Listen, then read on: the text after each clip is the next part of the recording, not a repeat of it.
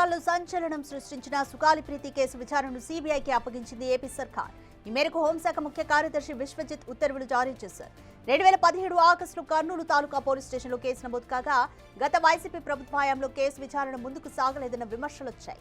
ఇటీవలే సుగాలి ప్రీతి తల్లిదండ్రులు తమకు న్యాయం జరగలేదని ఆరోపించిన నేపథ్యంలో ఏపీ సర్కార్ దీనిపై ఫోకస్ చేసింది. గత కేబినెట్ సమావేశంలో చర్చించి సీబీఐకి ఇవ్వాలని నిర్ణయించింది. ఈ నేపథ్యంలో కేసును సీబీఐకి అప్పగిస్తూ హోంశాఖ ముఖ్య కార్యదర్శి కుమార్ విశ్వజిత్ ఉత్తర్వులు జారీ చేశారు.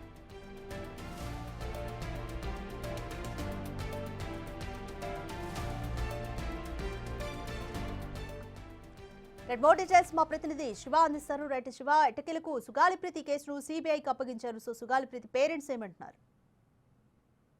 చూసుకుంటే ఆంధ్రప్రదేశ్ లో సంచలనంగా మాట 2017లో అప్పటి టీడీపీ సర్కార్లో సుగాలి ప్రీతికి సంబంధించి జరిగిన ఇంటికి సంబంధించి కూడా ఏపీ ప్రభుత్వం కీలకమైన దర్యాప్తుగా ఆదేశించింది. అయితే ఏదైతే సుగాలి ప్రీతి విషయానికి సంబంధించి కూడా గతంలో డిప్యూటీ సీఎం పవన్ కళ్యాణ్ అనేక సార్లు వాళ్లతో మాట్లాడటం, అక్కడికి వెళ్లటం, బాధిత కుటుంబానికి న్యాయం చేస్తానని చెప్పి గత ప్రభుత్వ హయాంలో కూడా భరోసా ఇచ్చిన పరిస్థితి కనిపించింది. ఈ నేపథ్యంలో కూటమి ప్రభుత్వం అధికారంలోకి వచ్చిన తర్వాత సుగాలి ప్రీతి అంశాన్ని పట్టించుకోవట్లేదని చెప్పి ఆమె తల్లి అనేక సందర్భాల్లో కూడా జనసేనపై అలాగే డిప్యూటీ సీఎం పవన్ కళ్యాణ్ పై తీవ్ర స్థాయిలో అసంతృప్తి, ఆగ్రహం వ్యక్తం చేసిన పరిస్థితి కనిపించింది. సుగాలి ప్రీతి కుటుంబానికి న్యాయం చేయకపోతే జనసేన కార్యాలయం మీద ఆందోళన చేస్తానని చెప్పి హెచ్చరిక కూడా రాసింది. ఈ నేపథ్యంలో కూడా గత కేబినెట్ లో ఏపీ ప్రభుత్వం సుగాలి ప్రీతి అంశాన్ని కూడా సిబిఐకి విచారణ జరపాలని చెప్పి నిర్ణయం తీసుకుంటూ కేబినెట్ ఆమోదించింది. దానికి అనుగుణంగానే ఇప్పుడు సుగాలి ప్రీతి వ్యవహారానికి సంబంధించి కూడా సిబిఐ దర్యాప్తుకి ఏపీ ప్రభుత్వం నిర్ణయం తీసుకుంటూ కూడా నిన్న అర్ధరాత్రి సమయంలో హోంశాఖ ముఖ్య కార్యదర్శి విశ్వజిత్ ఉత్తర్వులు జారీ చేశారు. అయితే ఈ నేపథ్యంలో కుటుంబ సభ్యులు ఎప్పటికైనా సరే పారదర్శకంగా విచారణ కొనసాగాలి, నిందితులకు కఠినమైన శిక్ష పడాలని చెప్పి బాధిత తల్లిదండ్రులు అయితే డిమాండ్ చేస్తా ఉన్నారు. అలాగే ప్రభుత్వం ఏదైతే సుగాలి ప్రీతి వ్యవహారానికి సంబంధించి సిబిఐ దర్యాప్తు గతంలో వైసీపీ సర్కార్ వేసినప్పటికీ మధ్యలోనే నిలిచిపోయిన పరిస్థితి కనిపిస్తుంది. ఇప్పుడు ఆ రకంగా కాకుండా పూర్తి స్థాయిలో విచారణ కొనసాగి నిందితులకు శిక్ష పడే విధంగా చర్య తీసుకోవాలని చెప్పి బాధిత కుటుంబ సభ్యులు అయితే ప్రభుత్వాన్ని కోరుతా ఉన్నారు. శివ, 10 ఏళ్లుగా పోరాటం చేస్తున్నారు సుగాలి ప్రీతి పేరెంట్స్, అన్ని ఆధారాలు కూడా ఉన్నాయని చెప్తున్నారు. సో ఇప్పుడు సిబిఐ ఎంట్రీతో ఈ కేసు ఎటువంటి మలుపులు తిరగబోతుంది? సో అన్ని ఆధారాలు ఉన్నాయి కాబట్టి మరి సిబిఐ ఏ విధంగా ప్రొసీడ్ అవ్వబోతుంది అనుకోవచ్చు?